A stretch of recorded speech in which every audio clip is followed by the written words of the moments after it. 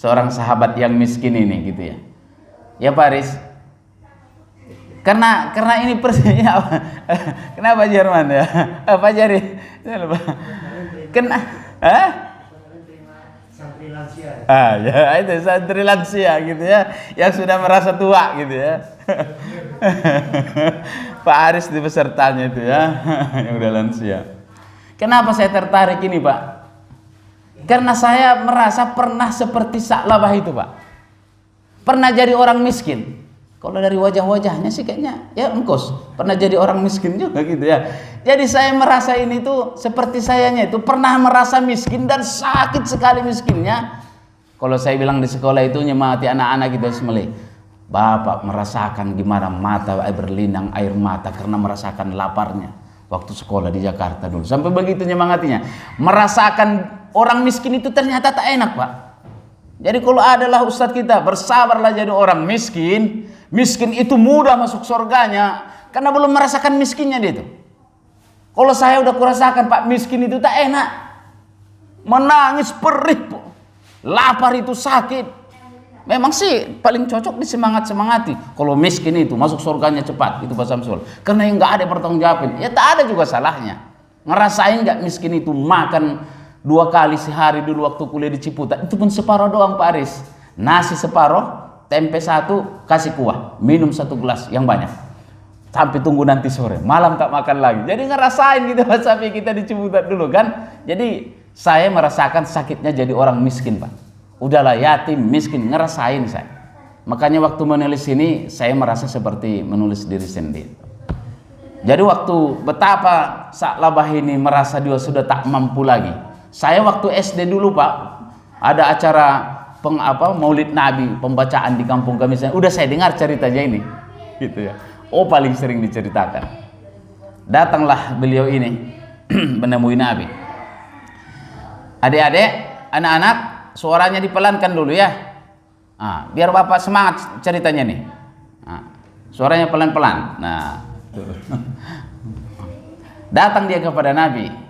Ini keluhan orang miskin. Dan biasanya orang miskin Pak Jerman ngeluhnya begini. Tolonglah doakan aku supaya aku kaya. Nah itu permintaannya, ya Rasulullah, tolong doakan aku supaya tak tahan aku lagi jadi orang miskin ini. Ternyata memang sakit jadi orang miskin, tak tahan aku lagi. Tapi memang Nabi itu kan berinya begitu. Harta yang sedikit lebih baik disyukuri daripada yang banyak tak disyukuri. Nah itu. Sudahlah Sa'labah, celaka kau nanti. Wahai Sa'labah, celaka kau nanti. Kalau disampaikan guru saya itu, pulang dia, besok datang lagi. Jadi sampai 3 kali dia datang. Ya Rasulullah tolonglah, tak tahan aku lagi. Pakaian kami pun cuma-cuma ini ajanya. Tak ada apa-apa kami di rumah. Tapi Nabi tetap jawabannya sama. Nanti celaka kau Sa'labah. Yang sedikit itu saja disyukuri. Artinya Nabi tetap memberikan semangat. Sudahlah apa yang ada syukuri sajalah. Itu jauh lebih baik. Masih bisa sholat berjamaah. Itu kan.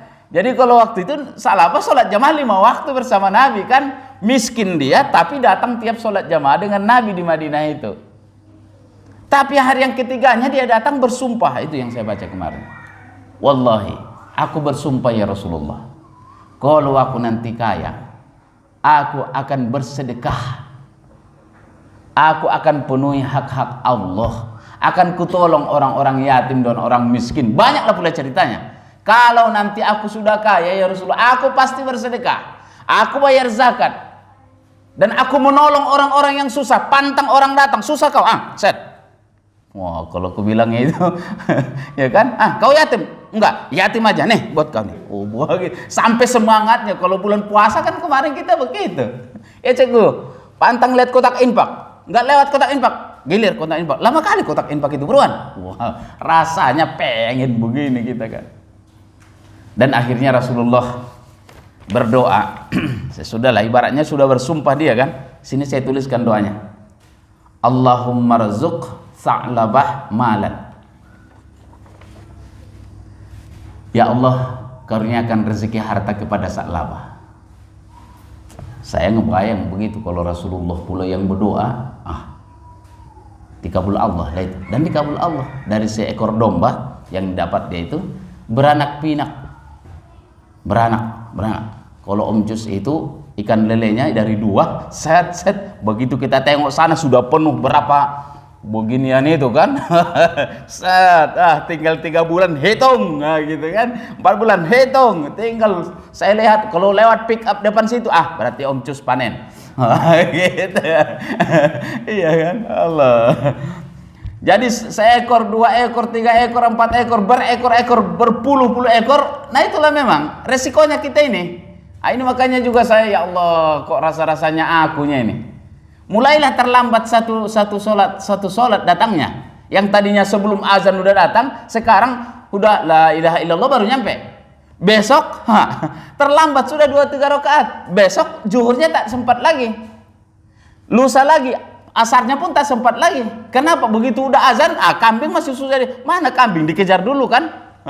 Ini abang saya dulu di kampung itu, ingat saya, susah kali aku sekarang ini. Ayamku makin banyak, udahlah maghrib azan, tak balik-balik dia.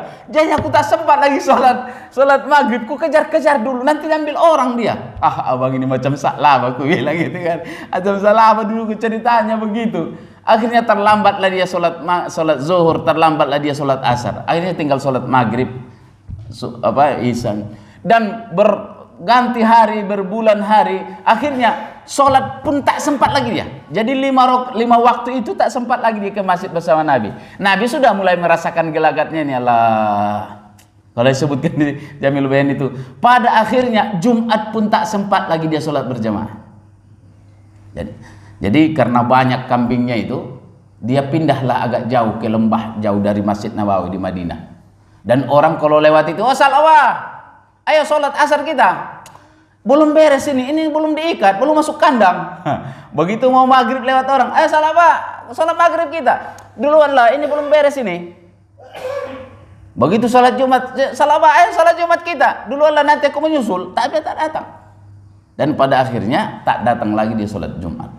Karena sibuknya sudah ratusan, sudah penuh. Ibaratnya kalau diseratkan saya baca situ tuh, sampai orang mau lewat di jalan Madinah itu mau ke masjid, itu terganggu sama kambing dia. Saking banyaknya kambing itu, akhirnya pindahlah dia jauh.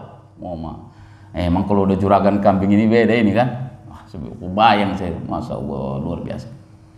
Nah, sekalian, setelah itu Rasulullah mulai merasakan ada gelagat. Cemana cerita Sa'labah kalau tak datang dia? Ibaratnya kangen aku sama Sa'labah, kenapa tak datang berjamaah lagi dia? Ceritalah orang ini, sekarang dia sibuk sekali ya Rasul. Sekarang kambing dombanya itu banyak, jadi tak sempat lagi dia sholat ke masjid ini karena ngurusin dombanya. Ibaratnya kalau kebayang saya itu Ustaz Syafi'i ya, kan dulu udah ku bilang, celaka kok nanti Sa'labah, inilah yang kutakutkan. Kira-kira mungkin begitulah. Celaka nanti Sa'labah. Sedihlah Nabi tak sempat lagi datang. Nah, tak lama setelah itu